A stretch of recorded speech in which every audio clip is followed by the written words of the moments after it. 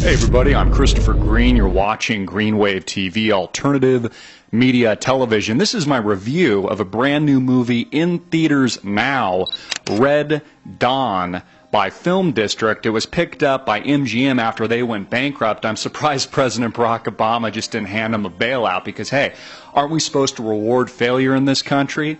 But back to the film starring Christopher Hemsworth, whom the ladies seem to like. I mean, hey, for you ladies out there, who doesn't like a good-looking guy blowing up shit? And for us guys, who doesn't like a film where they're blowing up shit? But an interesting film, and the reason for the review today is it talks about a post-apocalyptic, but really a post-invasion United States of America, where Red Dawn, pay attention to how red, the color red, it's always communism or it's socialism. Maybe it has something to do with the imagery and the symbolism of the redcoats during the first American Revolution in this country. But the film is layered with propaganda, and that's what I think makes it interesting. Albeit it might and is, I would probably say, in my honest opinion, a C film, probably worth waiting to see once it comes out on DVD or Netflix. If you're interested in looking to see how Hollywood is manipulating the public and how they're pushing this film in a way that manipulates the people, it's worthwhile to go and see. And so Red Dawn, the concept is we are living in a post-invasion United States of America where we have been attacked by North Korea. In fact, originally it was China, but the filmmakers were afraid of pissing off the Chinese film community because there's such a big target market for Hollywood nowadays that they switched it to North Korea. I guess they don't think that we can really offend North Korea any more than we already have. So they're set in this world, and it's a bunch of high school kids, and Chris Hemsworth comes back from Iraq, and they are all of a sudden being attacked. So they've got military, and they've got planes coming in, North Korean planes invading the United States of America. Couple basic points about this film, and there was a few cheesy parts. In fact, there's one part in the film where Chris Hemsworth, in fact they repeat this at the end as well, spoiler alert, where he says, you know what, for these invaders, for these North Koreans, this is just a place to them, but to us it's our home. So it makes it that much easier to defend it. A lot of cheesy parts in the film. But we have a post-invasion United States of America where most of the adults within their community are sent to internment camps. And what's interesting about the film is they intertwine it with current events today. So everything that's happening with the sovereign default collapse, the debt crisis, what we're seeing in Europe and what we're seeing in Middle East with the Arab Spring, and even the unrest that we see today and we're still seeing in Egypt, this is all intertwined into the film itself. In fact, in the very beginning, they're running clips of Joe Biden and our President Barack Obama talking about the threat of these foreign invaders. So North Korea is the foreign invader, and this group of teenagers that just wake up one day to the invasion, call themselves the Wolverines, and become the terrorist group to the foreign invaders, the North Koreans, that are somehow linked with the Russians as well. And so they are operating much like a terrorist unit or Al-Qaeda in order to fragment this invasion and in order to create chaos. So it's very interesting how they position this. And it could have actually been an amazing film if it wasn't PG-13. They would have rated it R, gotten some better actors, and that's another point I missed. It's actually a remake of a film I believe that was made, the original Red Dawn, I think was 1984. Correct me if I'm wrong. People like Patrick Swayze were in it.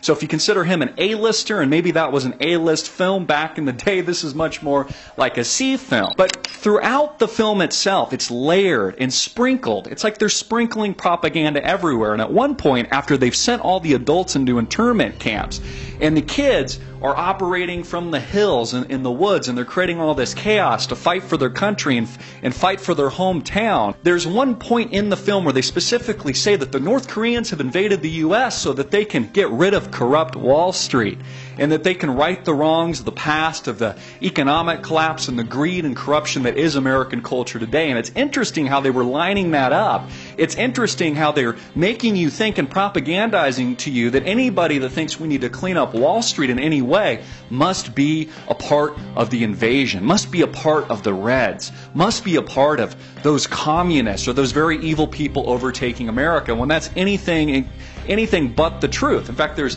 thousands, millions of patriots in the United States that think Wall Street should be reformed, that these people should be in jail that robbed us and stole from us in 2008.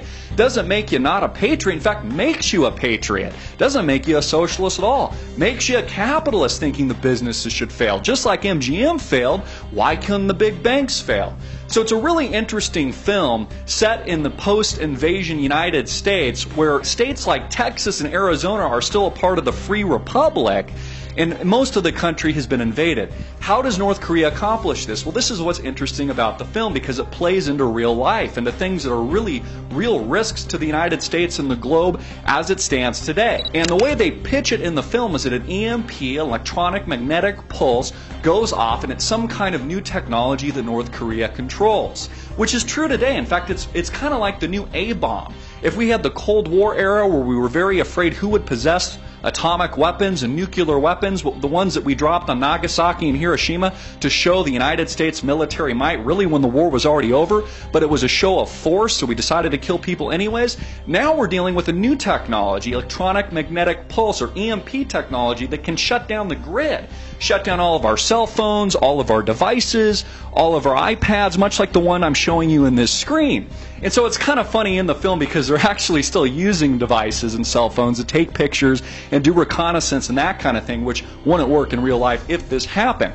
The big takeaways of the film are, and liberals will tell me all the time, is President Barack Obama is trying to do today with the United Nations Disarmament Treaty, get rid of guns, ban the Second Amendment, take away weapons of war, assault rifles, AK-47s. Liberals will tell me all the time to my face that we don't need weapons of war, Chris. We don't need AK-47s in the streets. The only thing a regular person or American would need would be a handgun. Well, if you don't think that the federal government is a threat, which I do, I actually think they're the greatest threat, because the United States government is the system that's already been infiltrated and overtaken by these evil people. If you don't believe that, and you're one of these liberals that actually voted for Obama and thinks they should get rid of guns, here's something else to consider. Watch the film Red Dawn and look and see how North Korea, along with the Russians, invade the United States of America and take us over. In fact, this has happened again and again throughout history.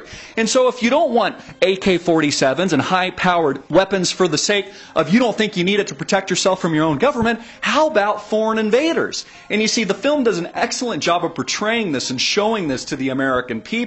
So what could have been an A-plus film, which could have been just awesome if they got maybe a better film company, better director, better actors behind this, although Chris Hemsworth does do an above-average job, the rest of the actors are really C to D-listers. In fact, one of them happens to be Tom Cruise's son, who we know got there just because of his merit. You know, it's interesting about Hollywood, everybody's connected, even the people you don't think are. They're somehow related to a famous director, they've got an aunt, uncle, grandfather, mom, dad, friend, somebody in the business. That's how you get into Hollywood. It's very rare that anybody just bootstraps himself into the Hollywood scene. So what could have been an A-plus film really was a C film. And if you're not interested in it from the propaganda perspective, which is war is coming to the United States, it's a very real threat. Expect an invasion. This is all possible. Although this is a fiction film, it reinforces the fact of how prepared we should be as Americans. And really, it focuses on how ill-prepared we are. And that's exactly, this film does a very good job of showing you how chaotic and dispersed and violent the American people would be to each other, and how submissive they would be. Most of them choosing to go and position themselves in internment camps to be sent to death than would be willing to fight an invading force, fight the North Koreans, or fight, more than likely, a country like China that they, for some reason, didn't want to piss off because of their Hollywood market and whatever sales that they were going to do overseas. It was an interesting film. I'd recommend seeing it for the reasons I just discussed. Otherwise, wait for it until it comes out on DVD. I'm Christopher Green. We'll be back to our hard-hitting programming starting tomorrow, Monday through Friday, as well as our radio show Tuesday and Thursday. Stay tuned for that. As always, I'm Christopher Green, and I just deliver the Daily Wave, hard-hitting and in your face.